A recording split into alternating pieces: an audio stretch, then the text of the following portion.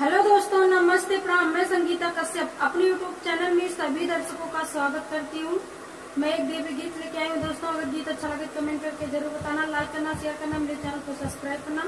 और कमेंट करके जरूर बताना दोस्तों गीत आप लोगों को कैसा लगा। धोवाली चरनिया माई दियालु नाया सिसिया की काहुलाई के ना जाबया पने नगरिया की काहुलाई के ना जाबया पने नगरिया की काहुलाई के ना धोली चरनिया मैया दियालु नाया सिसिया की काहुलाई के ना जाबया पने नगरिया की काहुलाई के ना जाबया पने नगरिया की काहुलाई के ना धनवा जे देबै बेटी लूटी पाटी जाइया बीरनवा देबै ना हो बीरनवा देबै ना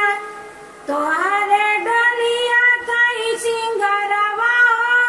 बीरनवा देबै ना तोहरे डलिया कई सिंगरवा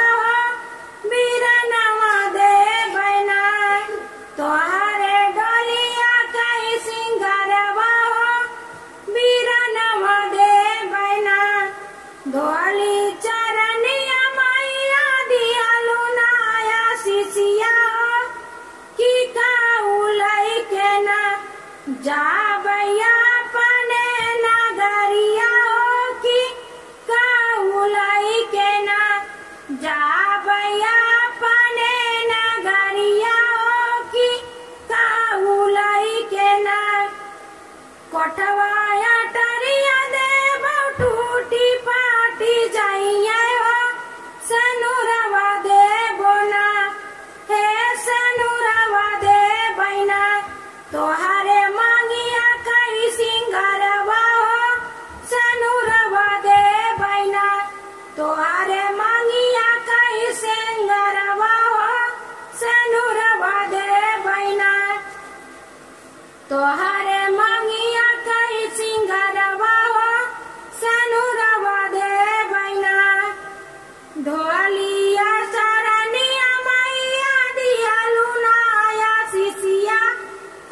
की काहुलाई के ना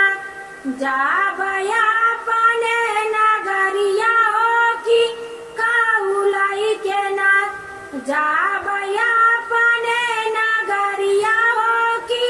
काहुलाई के ना गहना जे देबै बेटी टूटी फूटी जाइया बलकवा देबै ना हो बलकवा देबै ना तोहरे गोदी कई सिंगरवा बलकवा देबै ना तोहरे गोदी कई सिंगरवा बलकवा देबै ना धोली चरनिया मैया दियालु नाया सिसिया हो की काहुलाई के ना जाबया पने नगरिया की काहुलाई के ना जाबया पने नगरिया